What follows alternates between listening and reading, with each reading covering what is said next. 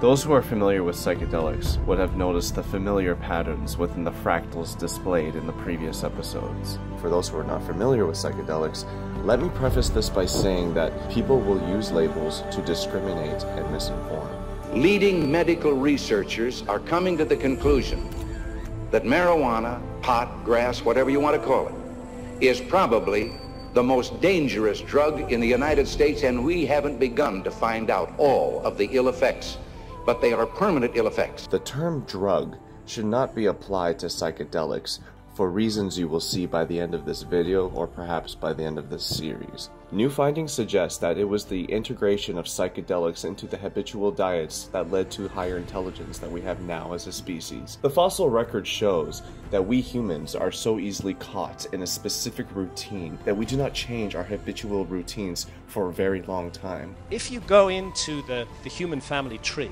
you'll find that it's roughly a 6 million year story from the last common ancestor with the chimpanzee to fully anatomically modern human beings today. It's almost entirely 6 million years of boredom. We didn't do anything in the way of tools until about 2.5 million years ago. This was the sum total of human creativity for more than 1 million years. Before that, there were no tools, from 2.5 million to 1.65 million years ago. Then we have a change from this very simple technology. We get slightly better tools. It's called the Acheulean stone tool tradition. Again, it's all over the world. And that runs without any change from 1.65 million years ago down to 250,000 years ago. It's as though our ancestor got stuck in a rigid frame of mind, absolutely nailed to the tracks, and were unable to expand their minds and open their ideas to other things. And this is a trait we see in humans to this very day. The fact that we are stuck in a rudimentary way of existence and we just don't feel the need to change. Right up till the time era of 75,000 to 55,000 BC, we suddenly see around the world an explosion of rock and cave art, jewelry, dolls, and signs of a religious system of beliefs. This explosion of creative power was accompanied by other symbolic acts, notably the first definite evidence for the burial of the dead with grave goods. The rock and cave art paintings around the world showcase more than just stories of hunting and gathering. The artists have made use of every feature of the cave wall to enhance the power of their art, and often there are very strange features. Look at the antlers on this stag. That is not a depiction of reality. That's a stag which you're not going to see out there on the hunt.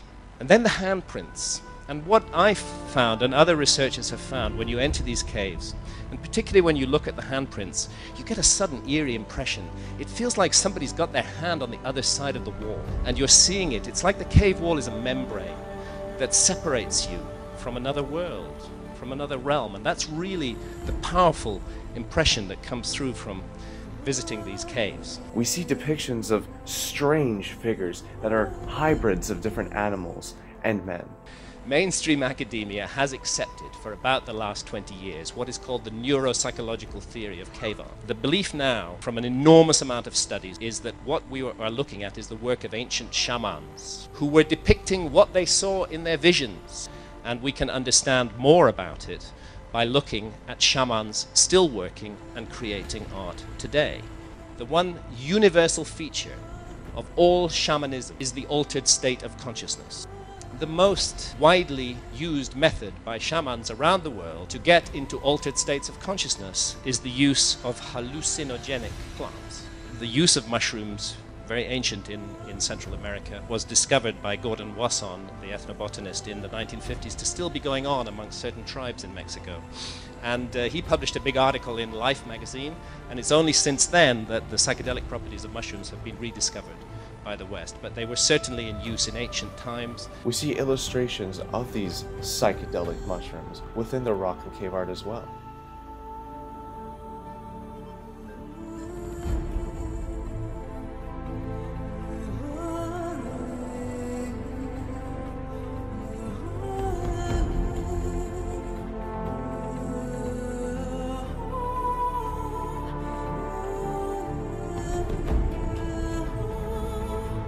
The oldest art of the earliest religions speak for themselves, as we see evidence for psychedelic use within each religion and each culture. The most intriguing to me is the Gnostics' depiction of the fruit of knowledge.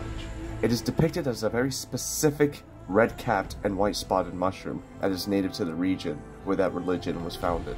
This mushroom is known as the Amanita muscaria, one of the most potent psychedelic mushrooms in the world. And here we have it in the arts of the earliest sects of Christianity. They describe the story of Adam and Eve in a whole new light. They describe the serpent as the good guy and the god, the Abrahamic god, as a demiurge, an imposter posing as God, tricking both Adam and Eve to remain in La La Land, punishing them when they eat the fruit of knowledge, punishing them for seeing past his illusion.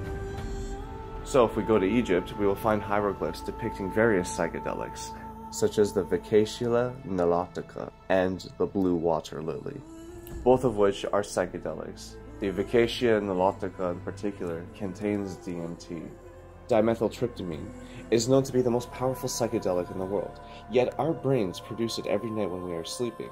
It facilitates our dream states, and is theorized by Dr. Rick Strassman to be produced by the pineal gland. The pineal gland is regarded as the third eye amongst various ancient cultures. Symbolism regarding the third eye can even be found in cultures that exist today. Stimulation of DMT can be caused by various ways, which include deprivation for necessities of survival, meditation, dream states, and during death.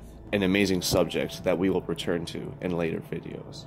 If these visionary states are hallucinations, as our societies label them, then why is there a fractal geometric recurrence during every experience with psychedelics? We now know that these shapes and images are not random. They pertain to a system of mathematics that describes nature's formations and causalities. Researchers show that the brain filters out a massive amount of information to keep us from sensory overload.